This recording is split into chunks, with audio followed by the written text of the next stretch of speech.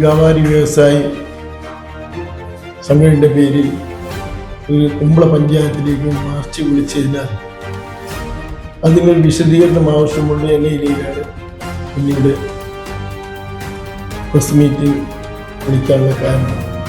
Kumbla traffic ವಿವಾದ, ಆರೋಪಗಳು ಆಧಾರರಹಿತ ಎಂದ panchayat.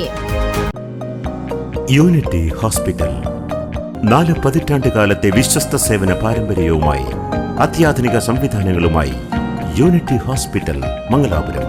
Phone 0824243155. Unity hospital. Expect life. Kumbla ಪಟ್ಟಣದ ಸಮಗ್ರ ಅಭಿವೃದ್ಧಿಯನ್ನು ಗಮನದಲ್ಲಿಟ್ಟುಕೊಂಡು ಎಲ್ಲರೊಂದಿಗೆ ಸಮಾಲೋಚನೆ ನಡೆಸಿದ ಬಳಿಕವೇ ಸಂಚಾರ ವ್ಯವಸ್ಥೆ ಪರಿಷ್ಕರಣೆಯನ್ನು ಜಾರಿಗೊಳಿಸಲಾಗಿದೆ. ಈ ಕುರಿತು ಮಾಡಲಾಗುತ್ತಿರುವ ಆರೋಪಗಳು ಆಧಾರರಹಿತವಾಗಿವೆ ಎಂದು ಕುಂಬಳೆ ಗ್ರಾಮ ಪಂಚಾಯಿತಿ ಆಡಳಿತ ಮಂಡಳಿ ಸ್ಪಷ್ಟಪಡಿಸಿದೆ. ಕುಂಬಳೆಯಲ್ಲಿ ನಡೆದ ಸುದ್ದಿಗೋಷ್ಠಿಯಲ್ಲಿ ಮಾತನಾಡಿದ ಆಡಳಿತ ಮಂಡಳಿಯ ಸದಸ್ಯರು, ರಾಜಕೀಯ ಪಕ್ಷಗಳ ಪ್ರತಿನಿಧಿಗಳು, ವ್ಯಾಪಾರಿಗಳ ಸಂಘದ ಮುಖಂಡರು ಹಾಗೂ ಮೋಟಾರ್ ಕಾರ್ಮಿಕರ ಪ್ರತಿನಿಧಿಗಳು ಸಭೆಯಲ್ಲಿ ಕೈಗೊಂಡ ನಿರ್ಧಾರದಂತೆ ಪ್ರಸ್ತುತ ಸಂಚಾರ ವ್ಯವಸ್ಥೆಯನ್ನು ಜಾರಿಗೆ ತರಲಾಗಿದೆ ಎಂದು ತಿಳಿಸಿದರು.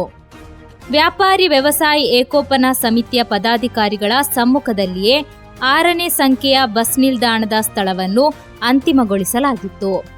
ಸಂಚಾರ ವ್ಯವಸ್ಥೆ ಕುರಿತು ಸಾರ್ವಜನಿಕರಿಂದ ದೂರುಗಳನ್ನು ಸಲ್ಲಿಸಲು 15 ದಿನಗಳ ಕಾಲಾವಕಾಶವನ್ನು ನೀಡಲಾಗಿತ್ತು ಎಂದು ಹೇಳಿದರು. ಆಡಳಿತ ಮಂಡಳಿ ಮತ್ತು ಅಂದಿನ ಪಂಚಾಯಿತಿ ಕಾರ್ಯದರ್ಶಿ ನಡುವಿನ ಭಿನ್ನಾಭಿಪ್ರಾಯದಿಂದ ಯೋಜನೆ ಜಾರಿಗೆ ವಿಳಂಬವಾಗಿದ್ದು, ಬಳಿಕ ಹೊಸ ಆಡಳಿತ ಮಂಡಳಿ ಟ್ರಾಫಿಕ್ ಪರಿಷ್ಕರಣೆಯನ್ನು ಅನುಷ್ಠಾನಗೊಳಿಸಿದೆ. ಬಸ್ ಮಾಲೀಕರ ಸಂಘ ಹಾಗೂ ಬಸ್ ಕಾರ್ಮಿಕರಿಂದ ವಿರೋಧ ವ್ಯಕ್ತವಾದರೂ ಟ್ರಾಫಿಕ್ ಸಮಿತಿ ಹಾಗೂ ಪಂಚಾಯಿತಿ ತೆಗೆದುಕೊಂಡ ನಿರ್ಧಾರವನ್ನು ಜಾರಿಗೊಳಿಸಲಾಗಿದೆ ಎಂದು ವಿವರಿಸಿದರು. ಈ ವಿಷಯದ ಕುರಿತು ಸ್ಥಳೀಯ ಶಾಸಕ, ಜಿಲ್ಲಾಧಿಕಾರಿ ಹಾಗೂ ಜಿಲ್ಲಾ ಪೊಲೀಸ್ ವರಿಷ್ಠಾಧಿಕಾರಿಯೊಂದಿಗೆ ಪಂಚಾಯಿತಿ ನಿರಂತರವಾಗಿ ಚರ್ಚೆ ನಡೆಸಿ ಒತ್ತಡ ಹೇರಿದೆ.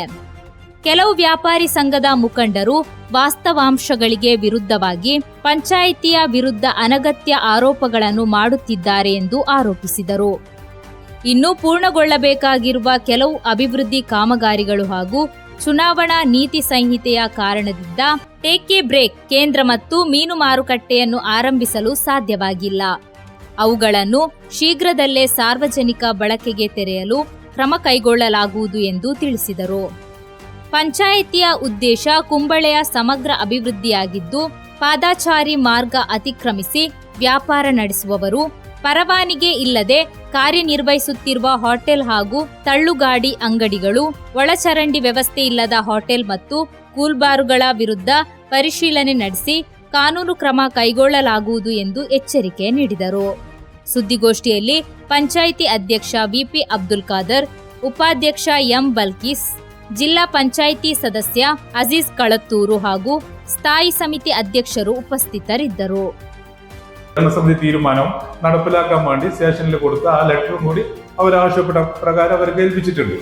ഇതൊക്കെ കൊടുത്തതിന് ശേഷമാണ് എന്നിട്ട് അവസാനം ഇവർ പ്രഖ്യാപിക്കുന്നത്. അതായത് ഈ സമര പ്രഖ്യാപനം എന്ന് പറഞ്ഞാൽ, ഞങ്ങൾ MLA എസ് പിനെ കാണാൻ ടൈം എടുത്ത്, പുതിയ SP ആണ് അയാൾ, 2 ദിവസം ഒരാഴ്ചൻ്റെ ഉള്ളിലാണ് ചാർജ് എടുത്തിട്ടുള്ളത്. അയാളെടുത്ത് പോകുന്ന സമയത്ത് ഇവരെയും കൂട്ടി വ്യാപാരികളും വന്നു ഞങ്ങളെ കൂടെ. അവിടെ ഇരുന്നിട്ട്, അതായത് അതിൻ്റെ ഫോട്ടോസ് കാര്യങ്ങളൊക്കെ ഉണ്ട്, സോഷ്യൽ മീഡിയയിലൊക്കെ വന്നതാണ്.